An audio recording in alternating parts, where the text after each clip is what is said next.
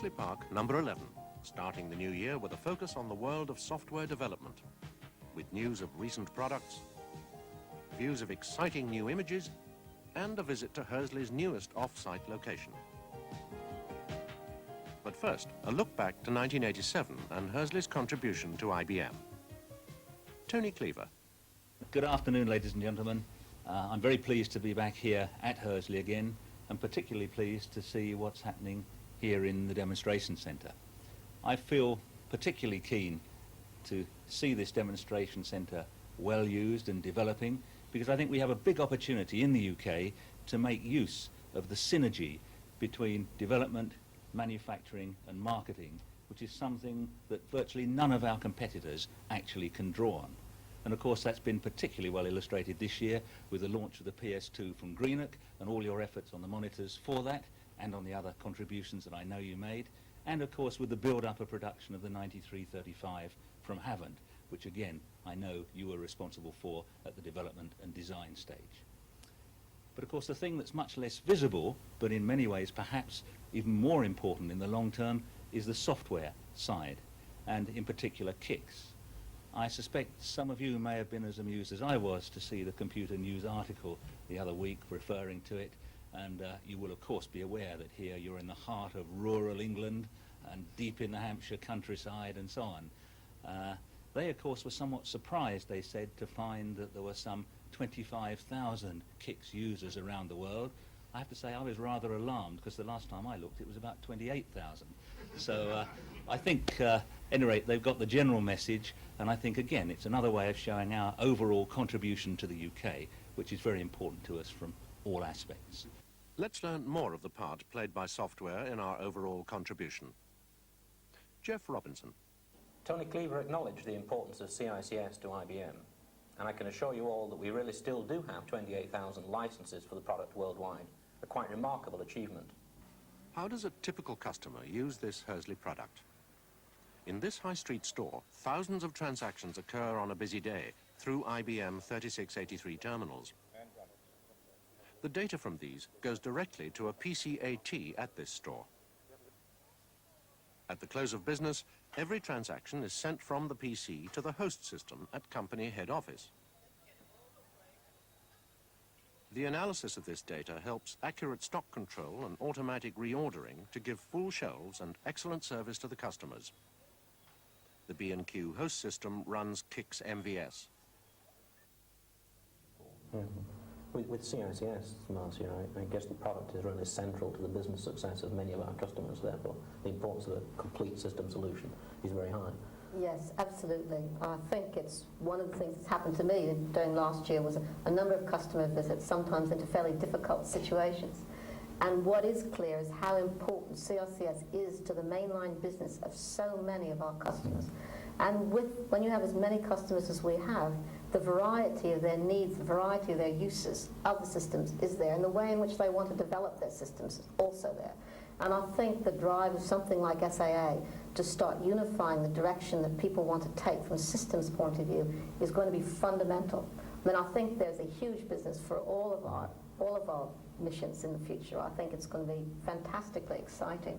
The next KICS release will offer those customers even greater reliability. At Hursley, this KICS MVS system runs night and day, simulating a 3,000 terminal network. While this mid-range 9370 system with its 9335 storage is running integrated KICS VM transaction processing, which was announced last year. Local KICS VM systems can also share data with other remote systems that are using KICS VM. The announcement of KICS VM and the first shipment of the KICS VM to an ESP is a very, very important milestone. That was a nice thing to be able to do, to respond as quickly as we did to a need that was identified by our SPD division. I think this was another way where we're showing our capability to respond to help IBM put together system packages and solutions for our customers. Well, I guess KICS VM gave you your own pressures in terms of responsiveness and fast development cycles. Roger, with the GDDM 2.2, I guess you were trying to achieve some of the same sorts of responsiveness in 1987. We're very much trying to reduce the cycle time it takes to get any of our products to the marketplace, and GDDM 2.2 has really achieved a remarkably short development cycle. Looking back on 1987, and it is very close, as Marcia says, it's been exciting how many different products we managed to ship from the GDDM family during the year. I think probably our greatest excitement has been seeing the PC Link product, which ties workstations to GDDM. GDDM, Graphical Data Display Manager, first announced in 1979, allows everyday documents to be browsed and updated online.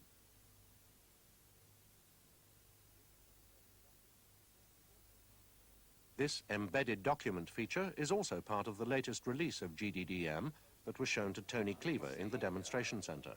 Communication it becomes very important, and in fact, because we have the same functions defined at both ends, cooperation between the two and offloading the function to the PC becomes possible. Data like this can be easily transformed into graphics. GDDM always provided this facility, but now such charts can be changed and labelled, all from a base PC or PS2. To learn of the success of the product, back to Jeff Robinson. GDDM also achieved a landmark for its licenses, with passing 10,000 installations around the world. But perhaps our major new achievement in 1987 was the announcement of the new presentation management product for IBM's new line of personal computers, the PS2.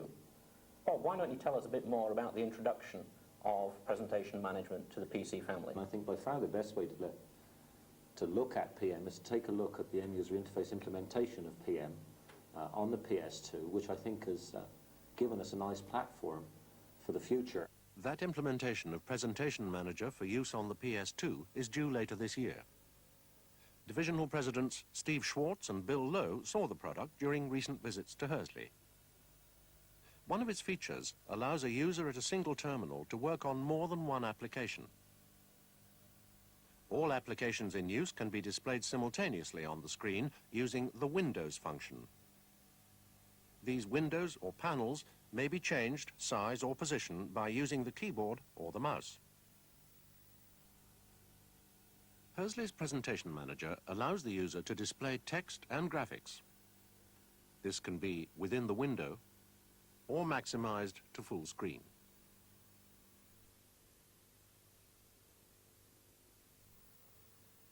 Designed for ease of use, the product features help panels and pop-down menus.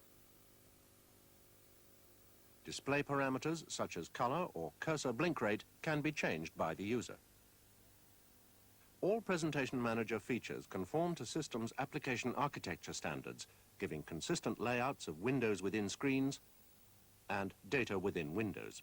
The type of end-user interface you can get from a personal computer is dramatically more exciting than the type you can get from a traditional display.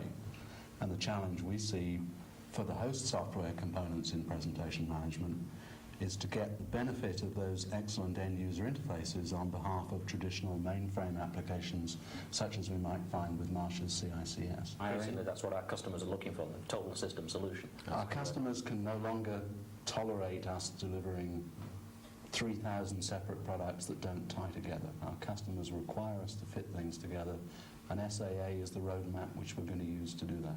Roger, at the Scientific Centre, I guess you've had a lot of experience of end users reacting with screens with information on them. And the work that we've done is very much concentrated on the user interface side, in particular when dealing with visual aspects of computing, those graphics and imaging and things of that kind. We've had a wide range of application areas, ranging from medical through to pharmaceuticals, theoretical physics, archaeology, computer-generated art, a whole range. In fact, the application for these technologies seems to be limited only by our imagination.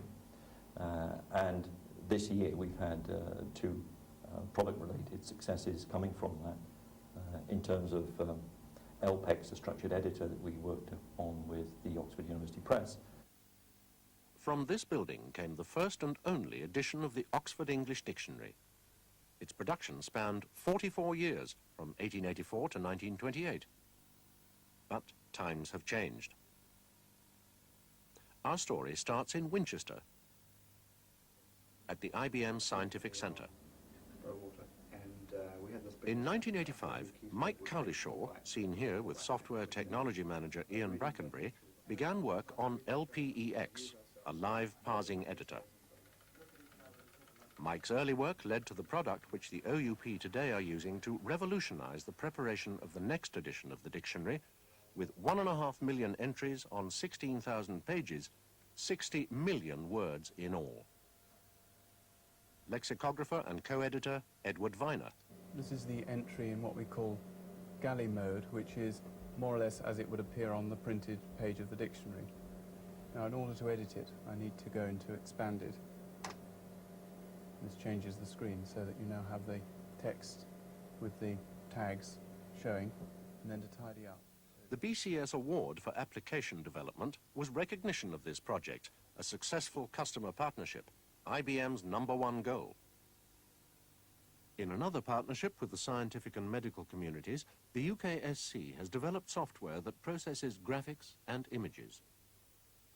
One program, Image Applications Executor, was announced as a product in 1987. In applications from robotics to medicine, IACS allows hidden information to be revealed. In archaeology also, knowledge comes from hidden information. At the Sutton Hoo Burial Ground, a PCAT was used in the careful plotting of excavations. At the Scientific Centre, experimental software processed the data to produce wireframe images, and then, using solid modelling techniques, created images from 1400 years ago. In 1987, we put a lot of effort into building relationships with customers and with marketing, and this year I hope that we'll be able to get the optimum capitalization out of that and get some real benefits from it. And also we'll try to take the results of our work and feed them into the development organisation and into new products when appropriate. I'm sure if Ian Brackenbury was here today, he'd be talking about the need to strengthen our technical links with people outside and making sure that we are putting technical investment into long-term health and future of Hursley software development. Making just such a technical contribution to that future of Hursley, also from an off-site location, Stoneham Lane, is the Workstation Development Group of Jerry Crawford. WSD is now 3 years old. It's grown fast since 1984, when a handful of people created it. It was originally located at Home Farm in Eastleigh, but very rapidly outgrew that facility. It was decided to move to Basingstoke, and you may remember in 1986 when Peter McManus described that move. Basingstoke was always intended to be a temporary location until suitable accommodation could be found closer to Hursley. I'm happy to say that we were able to secure this excellent facility here at Stoneham Lane, Eastleigh, and WSD moved here on the 30th of November 1987. This attractive location consists of an early 19th century rectory, which is grade 2 listed, and a new office block completed in the middle of 1985, and some renovated outbuildings. The whole facility sits in its own grounds of about 9 acres and is very close to the M27 and Eastleigh Airport. WSD is a fully fledged product development organization capable of hardware and software for IBM's personal computer workstations. The operation differs essentially from Hursley in that we do work specifically to meet European requirements. These requirements in general are not met by IBM's main product plans. We specialize in the interconnection of workstations into networks using architectures such as Open Systems Interconnect, or OSI, or other non-IBM architectures. Our work could involve, for instance, X400 electronic mail or X25 packet switching. We also ensure that IBM's workstations can be used in some of the smaller countries in Europe, such as Greece or Iceland or Turkey. Our other major area is developing products for the retail industry, such as the 4691 programmable cash terminal for use in pubs and restaurants. This product was shown in the Hursley Demonstration Centre, and we returned there for a final message from Tony Cleaver. I'm delighted with the contribution that you're making. I'm delighted to see that we're beginning really to exploit the benefits that we can demonstrate here in this centre. And I'd like to thank you all, take this opportunity of thanking you all for all your efforts in 1987 and wish you every success in 1988. Thank you.